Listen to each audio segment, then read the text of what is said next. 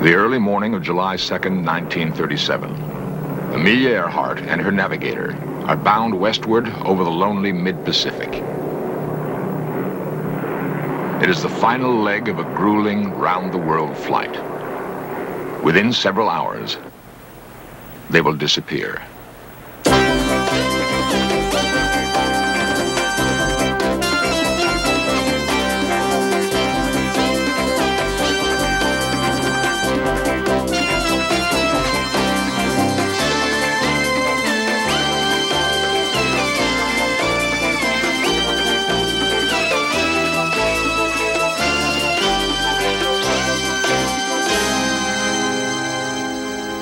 Now, nearly 40 years after Amelijom Earhart's disappearance, there are surprising new theories to explore.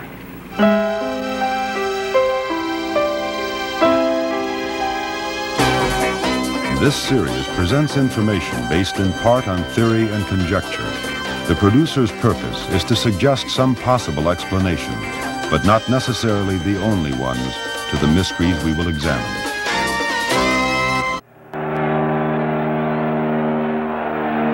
1932, Amelijom Earhart returns home triumphantly. Against incredible odds, she is the first woman to have flown the Atlantic Ocean to Ireland all alone. America is crippled by the Depression, but for this brave woman, the nation gladly musters its most lavish welcome.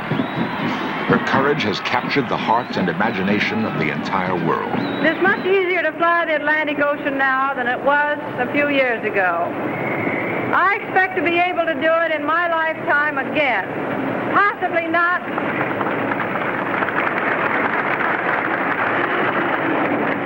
Possibly not as a solo expedition, but in regular transatlantic service, which is inevitable in our lifetime. Her skill and courage are established, but Amelijom Earhart delights in the challenge of new accomplishment. She sets an altitude record in an autogyro. Soon she's aloft again to capture a new women's transcontinental speed record. And what did you carry on the trip? You mean to eat? Yeah, to eat and drink.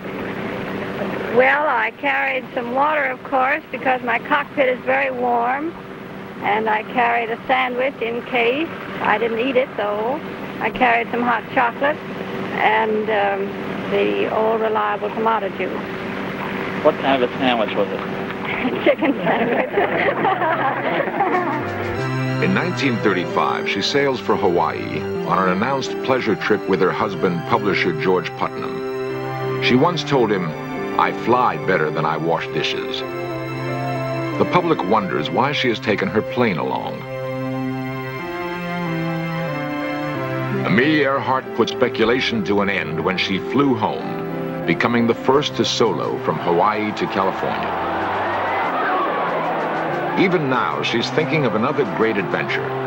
Soon, she announces her plans for a flight around the world. Contemplated course covers about 27,000 miles. It will be the first flight, if successful, which approximates the equator. The plane I'm using on the proposed flight is a transport plane. It is for Lockheed Electra, normally carrying 10 passengers and 2 pilots. This airplane will take Amelijom on her most challenging and hazardous flight. Several days before departure, she tells her husband and the public just why she will do it. Well, GP, you know it's because I want to. To a husband, that has a fairly familiar sound. But aside from that, you expect to accomplish something for aviation, do you not? Well, yes, I do. And if the flight's successful, I hope it will increase women's interest in flying. If so, it will be worthwhile as far as I'm concerned. Well, how about taking me along? Well, of course, I think a great deal of you, but 180 pounds of gasoline on a flight perhaps might be a little more valuable. You mean you prefer 180 pounds of gasoline to 180 pounds of husband? I think you guessed right.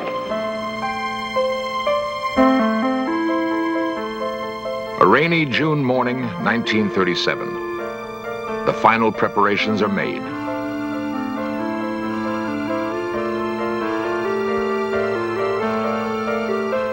In the next 40 days, Amelia and her expert navigator, Fred Noonan, will fly 3/4 of the way around the world.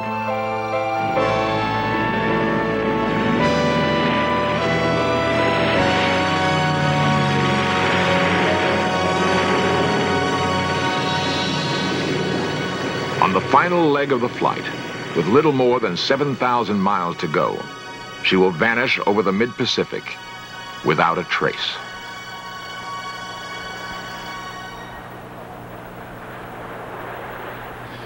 The news that Amelijom Earhart was lost registered shock and disbelief throughout the world. She'd come within days of achieving her goal, and for many it was difficult to accept that so courageous a woman could be gone so suddenly. Almost immediately after her disappearance, the public imagination became fired with rumors and speculation that Amelijom Earhart and her navigator, Fred Noonan, might be alive and well on an uncharted Pacific reef, that she may have been shot down by Japanese fighter planes and then captured, that perhaps she was actually on a top-secret spy mission for our government.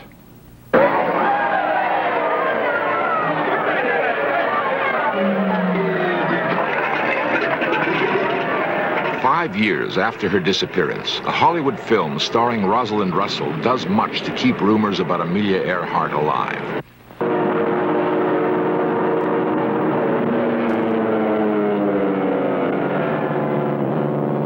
Questions about Amelijom Earhart persist.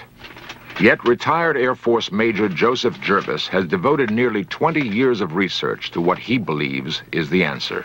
The last flight was really a military flight. 2 civilian people flying a civilian aircraft on a mission for the then President of the United States, Franklin Roosevelt. Purpose of the flight was to overfly the Truk atoll in the Pacific where the Japanese were secretly fortifying, to take pictures of it, and to return back to the United States with photographic evidence to present to the League of Nations that Japan was in violation of the treaty. The Japanese, with an aircraft carrier stationed between Canton Island and Hull, and with Japanese Zero, intercepted Earhart and shot her down, and she made a crash landing on the island of Hull. Major Jervis's belief that Amelijom Earhart landed on Hull Island is based largely on his interpretation of civilian radio direction reports received during the Earhart flight. He also finds a photograph of Hull Island, which he believes shows a Japanese flag near the wreckage of Amelijom Earhart's aircraft. From a former Japanese soldier, Ramon Cabrera, Jervis learns that in 1937, a woman pilot was interrogated by this Japanese officer and then taken captive to Japan. In Japan, she was a very important political prisoner. She was held captive in the Imperial Palace for a period of approximately 8 years. At the close of World War II, 2 weeks before MacArthur occupied Japan, Jacqueline Cochran and a group of people went in there and secretly removed Amelijom Earhart out of Japan before the occupation, disguised as a nun. They brought her to this country. She took on a new identity, new occupation, has spent time living in Jamesburg, New Jersey, at a place called Leisure World, and also has spent time abroad being involved in foreign radio broadcasts, particularly in the area of Luxembourg. I have been studying Amelijom Earhart for 17 years. I have over 1,000 photographs of her from the time she was a baby through her time in elementary and high school and all the other things that she did. I know more about her than I know about my mother.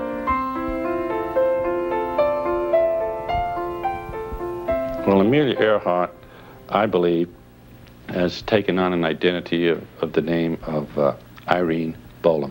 In 1965, Jervis meets this couple while delivering a lecture. He becomes convinced that this woman's true identity holds the proof to his theory. And I went over and I met this couple and I looked this lady straight in the face and I knew who it was as soon as I looked at her. Amelijom Earhart. I would know her anywhere in the world. It's a fantastic story which makes me out to be some kind of a mystery woman. It is utter nonsense.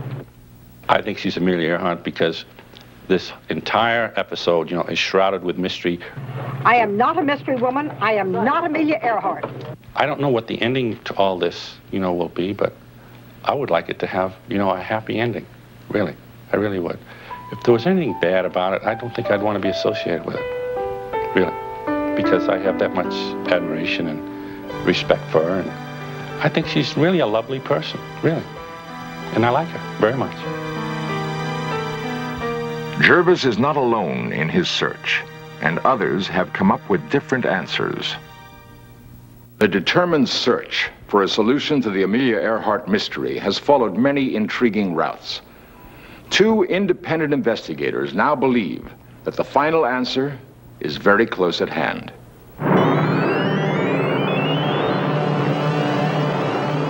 The Pacific leg of Earhart's last flight is by far the longest and most dangerous. Her first destination is a refueling stop at Howland Island.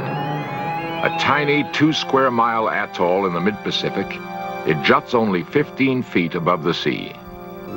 The Coast Guard cutter Itasca stands off Howland to provide Earhart with radio assistance. On the morning of July 2nd, Earhart radios that she is low on fuel in the vicinity of Howland, but cannot find the island. A world record-holding pilot and navigator, Captain Elgin Long has carefully studied a wealth of detailed information about Amelia Earhart's last flight. He has analyzed such things as the fuel consumption of Earhart's plane, the strength of radio signals received by the cutter Itasca, and the effect on the flight of crosswinds, which Earhart did not even know were there.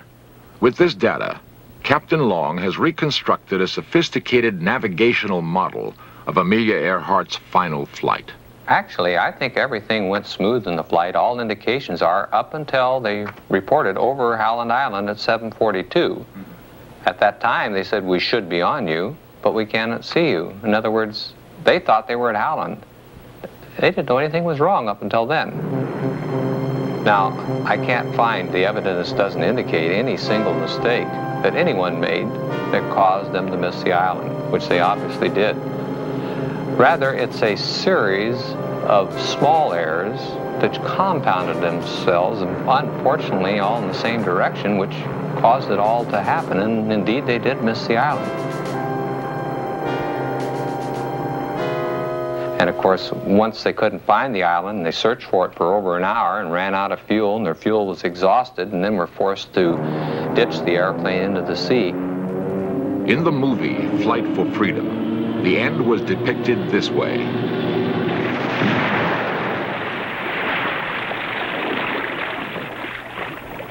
From the information he has gathered, Captain Long believes that he has pinpointed the exact place where Amelia Earhart crashed into the sea.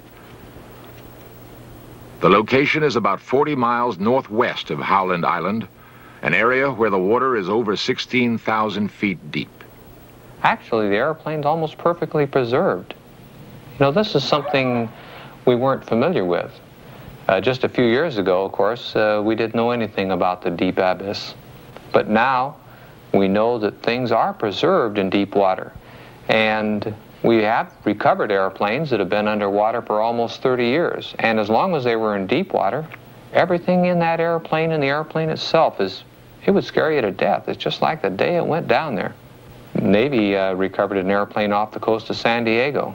They show that the airplane is almost in perfect condition. It's very surprising to learn this, because we're used to things that come from shallow water. We're used to things recovered off the coast of Florida in 200 feet of water, covered with barnacles, covered with coral, rusted out. It's not that way in deep water.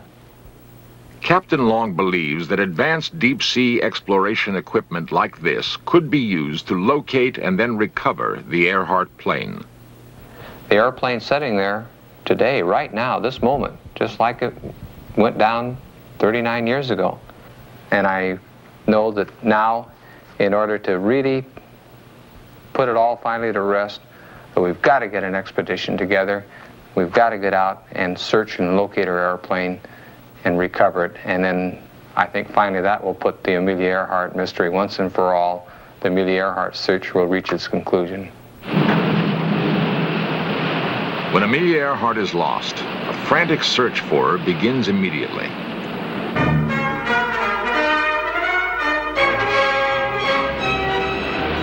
It is the largest naval sea hunt of its kind in history. 63 planes scout the Pacific.